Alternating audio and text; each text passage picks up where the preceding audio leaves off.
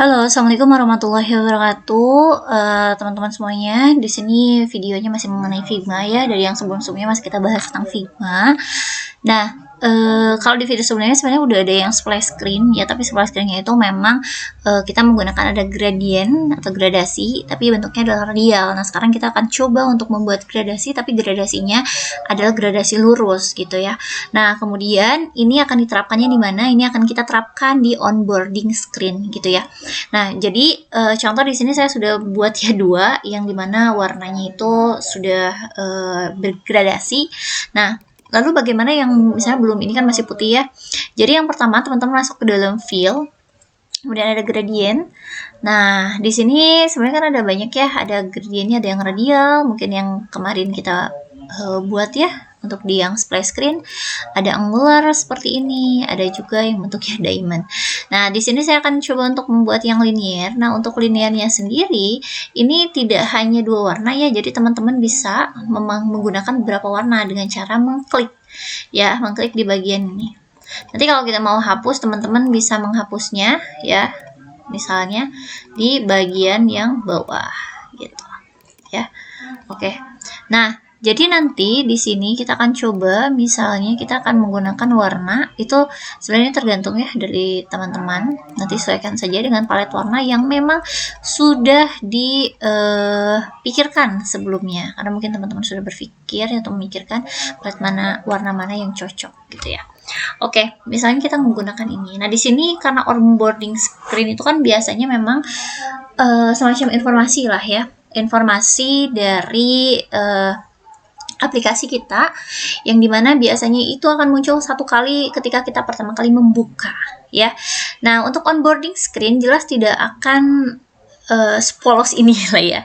Jadi nanti kita akan tambahkan beberapa item ya. Oke. Nah, yang pertama di sini kita akan menambahkan teks terlebih dahulu mungkin ya teman-teman. Misalnya di sini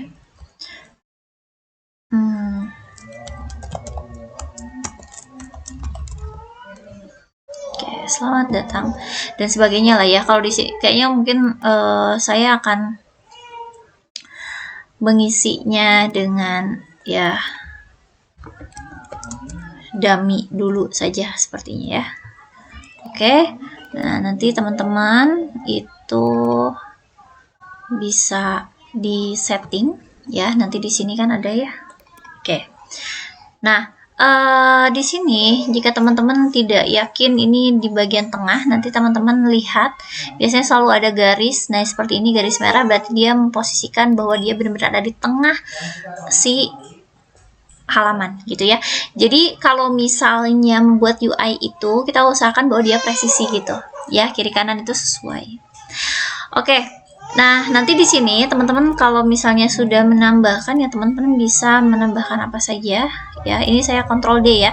Nah, tapi ini ada yang harus teman-teman ingat. Jadi ketika kita Ctrl D, ini kan sebenarnya dia beda ya. Nah, kan kita tadi sebelumnya membuat frame ya. Kita punya 3 frame di mana kalau kita duplikasi di frame 2, maka si item atau komponennya itu adanya di frame 2, sehingga nanti akan munculnya ya di frame 2 gitu ya. Nah, jadi nanti kalau misalnya kita mau menduplikasi tapi akan dipakai di yang sebelumnya, itu teman-teman harus make sure bahwa ketika kita memindahkan ya, nah ketika dia memindahkan dia beradanya di sini ya. Teman-teman hati-hati ya, karena ketika dia ada di luar sini dia pun bisa terlihat di sini ya. Jadi teman-teman harus make sure bahwa dia sudah ada di sini gitu ya. Oke. Nah, yang pertama kita mau masukkan gambar. Mungkin teman-teman kan terkadang kita membutuhkan gambar ya untuk Oke, di sini saya tambahkan dulu image, di place image or video. Jadi di sini oke, saya ada gambar. Oke, ini foto misalnya ya. Oke. Contoh lah ya ini. Nah, kemudian kita mau misalnya si gambar ini itu dengan menggunakan atau misalnya si ininya ya. Oke, misalnya Oke. Nah, jadi kita mau si gambar ini tuh masuk ke dalam sini gitu. Nanti bagaimana caranya? Jadi yang pertama teman-teman make sure kalau rectangle ini ada di bawah si gambarnya. Kemudian kita duplikasi dan kemudian kita pilih yang use as mask. Nah, jadi dia akan seperti ini. Nah, nanti kalau kita mau menggeserkan itu teman-teman geserkannya menggunakan yang mask groupnya. Nah, seperti ini. Ya, jadi teman-teman bisa menggunakan foto atau misalnya gambar atau video ke dalam si sebuah shape. Jadi disesuaikan. Kalau mungkin foto yang seperti biasa kan memang dia bentuknya adalah persegi ya. Nah, misalnya kita nanti atau mau lingkaran, bentuk bintang dan sebagainya gitu.